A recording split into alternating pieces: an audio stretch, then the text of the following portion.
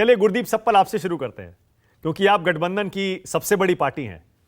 ललन सिंह के बयान पर आपको क्या कहना है गुरदीप सप्पल? आप तो कहते थे कि चुनाव की बात तय कर लेंगे, हमारे पास तो बहुत सारे पीएम पद के उम्मीदवार हैं। अब ललन सिंह खुद कह रहे हैं नीतीश कुमार तैयार हैं पीएम बनने के लिए, तो अब ये तो मान लिया जाए कि महत्वाकांक्षाएं बहुत हैं आपकी तरफ।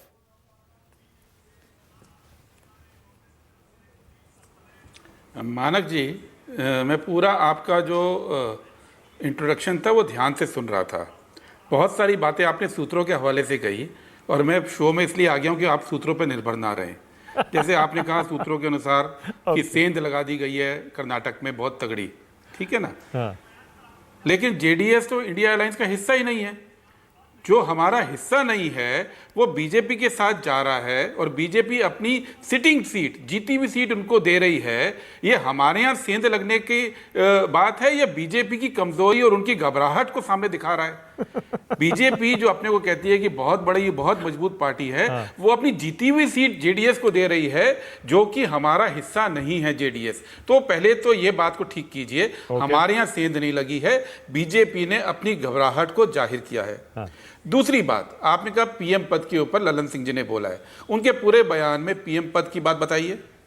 जहां तक कांग्रेस की बात है, खरगे जी जो कांग्रेस के अध्यक्ष हैं, वो लगभग 3 जगहों पे ये कह चुके हैं कि कांग्रेस पार्टी इस गठबंधन को सफल करने के लिए कोई भी कुर्बानी देगी।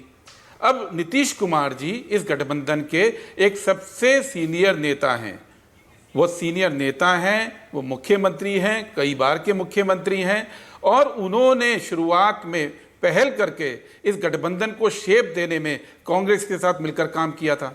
अगर उनकी तारीफ में उनकी पार्टी कुछ कहती है तो इसको मतभेद के रूप में आप दिखा सकते हैं, हम नहीं दिखा सकते।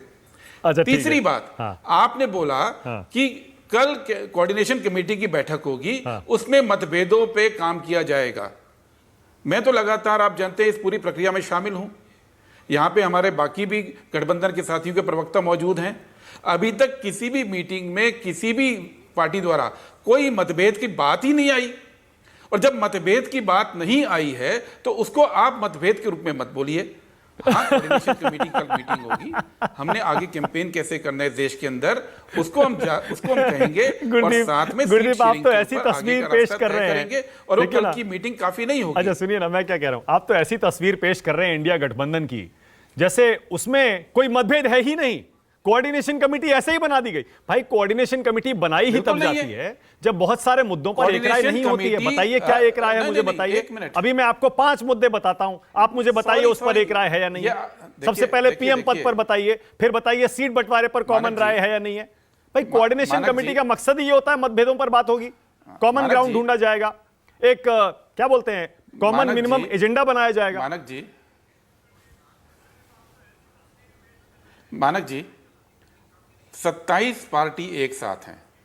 हर पार्टी का अपना एक नीति निर्धारण का तरीका है, हर पार्टी का नेतृत्व है। वो कैसे बैठ के बात करेगा?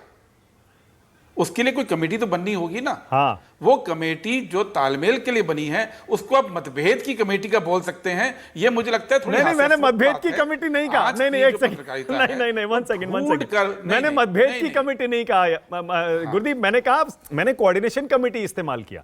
लेकिन भाई, कोऑर्डिनेशन कमेटी तो बनाई इसीलिए जाती है ना कि जिन मुद्दों पर एक राय नहीं है उन पर एक राय बनाई जाए, कॉमन ग्राउंड ढूंढा जाए, कॉमन मिनिमम एजेंडा बनाया जाए। मतभेदों पर ही तो बात होती है कोऑर्डिनेशन में, और किस में होती है? मानक जी, मैं आपके शब्द तो इस्तेमाल नहीं करूंगा। हाँ। मैं आपके शब्द तो इस्तेमाल नहीं करूंगा कि मतभेद दूर करने के लिए बनी है। मतभेद तो है नहीं, तालमेल तय करने के लिए, इकट्ठे बैठ के प्लानिंग करने के लिए कमेटी बनी है। उसको आप मतभेद से नहीं जोड़ सकते हैं। आप मुझसे पूछिए कि आने वाले दिनों में किन इश्यूज पे हम जनता के बीच में जाएंगे, हम आपको बता सकते हैं। आने वाले दिनों में हम कौन कौन सी जगह पे पब्लिक रैलीज का प्रपोजल कल लाएंगे, मैं आपको बता सकता हूं।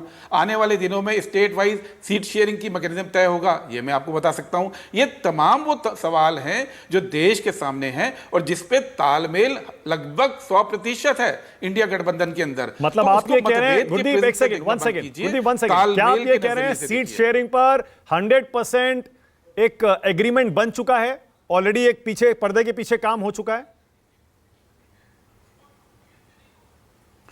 मैं आपको बताऊं, अगर आपने हमारा जो घोषणा सुनी होगी मुंबई की मीटिंग के बाद, उस पर हमने स्पष्ट रूप से बोला था एज फार एज पॉसिबल जहां तक संभव है सीट शेयरिंग होगी, और उसकी वजह है अब केरल के अंदर गठबंधन के दोनों जो दल हैं, हम हैं या लेफ्ट पार्टीज हैं, वो आमने सामने हैं। ठीक है। 20 की 20 सीटें हमारे सामने आएगी, तो वहां पे सीट शेयरिंग का सवाल नहीं उठेगा। ठीक है। इसी तरह से 2-3 स्टेट हैं जहां के अंदर गठबंधन के दल आपस में लड़ेंगे, वहां बीजेपी है ही नहीं। ओके। तो ये कहना कि हाँ एक फॉर्मूला तय होने जा रहा है और वो फॉर्मूला स्टेट वाइज होगा, अलग अलग राज्यों में अलग अलग तस्वीर है, जिन राज्यों में जो डोमिनेंट पार्टीज हैं वो सबको मालूम है। ठीक है। और ये बहुत मुश्किल काम नहीं होने जा रहा है। पहला सवाल ये नहीं है कल की मीटिंग में, कल की मीटिंग में पहला सवाल ये है कि मोदी सरकार की विफलता को जनता में ले जाने के लिए हमारा कैंपेन जो शुरू होना है, जिसमें कि संयुक्त पब्लिक मीटिंग होनी है, लोगों के बीच में जाके बातचीत करनी है, सोशल मीडिया की मार्फत बातचीत करनी है, डोर टू डोर लोगों पे जाना है और बताना है कि ये सरकार किस किस सवाल पे फेल हुई है। वो एजेंडा है हमारा कल की मीटिंग का। Okay okay, all right. अब आपने ये देखिए, ये जो मतभेदों वाला था इस पर आपने अपना पक्ष रखा, लेकिन उससे पहले जो आपने 2 मुद्दों पर बात कही ना, एक आपने कहा कि मैंने सेंध शब्द का इस्तेमाल क्यों किया। भाई वो इसलिए किया क्योंकि याद करिए जेडीएस कभी कांग्रेस के साथ होती थी और बीजेपी के साथ भी थी, इसमें कोई डाउट नहीं है। लेकिन अब जबकि विधानसभा चुनाव में तीनों अकेले अकेले लड़े, अब बीजेपी ने जेडीएस को अपनी तरफ कर लिया। दक्षिण भारत आपको पता ही है बीजेपी की कमजोर कड़ी है, वहां पर अगर वो इतना इंपॉर्टेंट प्लेयर तोड़ लेती है तो उसे आप सेंध माने या ना माने, लेकिन एक विश्लेषक के तौर पर मुझे लगता है कि हां आपके गढ़ में बीजेपी ने सेंध लगाकर एक इंपॉर्टेंट प्लेयर को तोड़कर एनडीए में शामिल कर लिया। मानक जी, हाँ, इसमें 1 मिनट एक जवाब सुन लीजिए।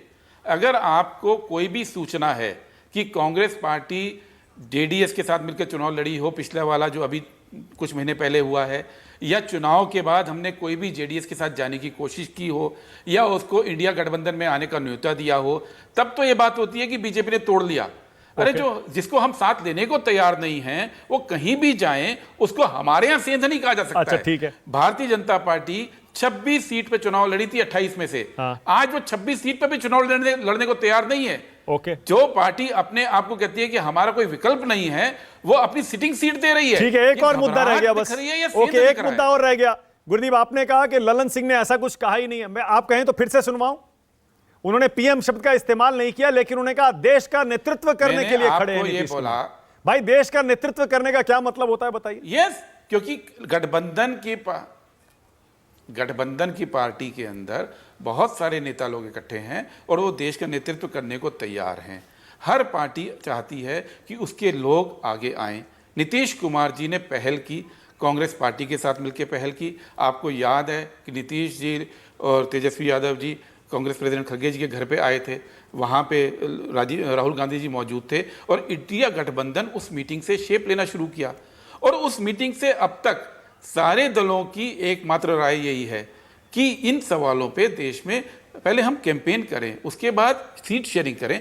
अपने आप लीडरशिप का सवाल सुलझता है। देश के सामने अलग अलग लीडर्स हैं, वो सब मिलकर बीजेपी की सरकार देखिए, ललन सिंह के शब्द मेरे नहीं है। इसके अंदर आप ये ललन सिंह कह रहे हैं, मैंने नहीं कहा। देश का नेतृत्व करने के लिए नीतीश कुमार तैयार है, क्या मतलब है? और पूरा रिकॉर्ड बता रहे हैं उनका, केंद्रीय मंत्री रहे, एमएलए रहे, उन पर कोई दाग नहीं है। देखिए, समस्या पता क्या है?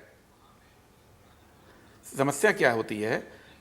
आप घबराहट को सेंध बोल देते हैं, नेतृत्व को प्रधानमंत्रित्व बोल देते हैं।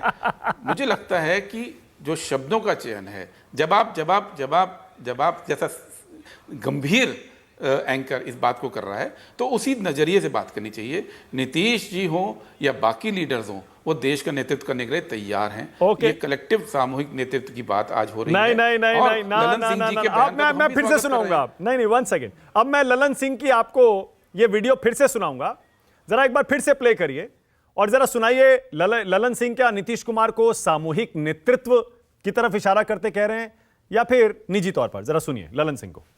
आप सबों ने एक ऐसा नेता इस देश को, बिहार को दिया है जो पूरे देश का, बिहार का नेतृत्व तो कर ही रहे हैं, पूरे देश का नेतृत्व करने के लिए आज खड़ा है।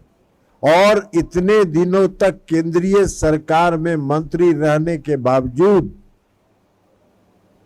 आज तक किसी माई का लाल का साहस नहीं हुआ कि नीतीश कुमार के कपड़े पर कोई दाग दिखा दे।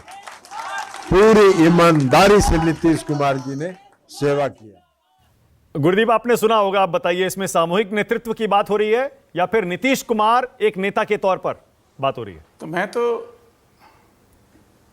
देखिए आपने भी सुना, मैंने भी सुना। आप ये मानते हैं कि उन पे कोई दाग है? आप ये मानते हैं कि वो कुशल नेतृत्व नहीं कर सकते? हम तो कह रहे हैं हमारे गठबंधन के अंदर नीतीश जी हैं, उन पे कोई दाग नहीं है। हमारी बात में, ललन सिंह जी की बात में आपको फर्क दिख रहा होगा, हमको तो नहीं दिख रहा है। ओके डॉक्टर नवल किशोर, इसके बाद आरपी सिंह के पास जाऊंगा, फिर आ रहा हूं घनश्याम तिवारी।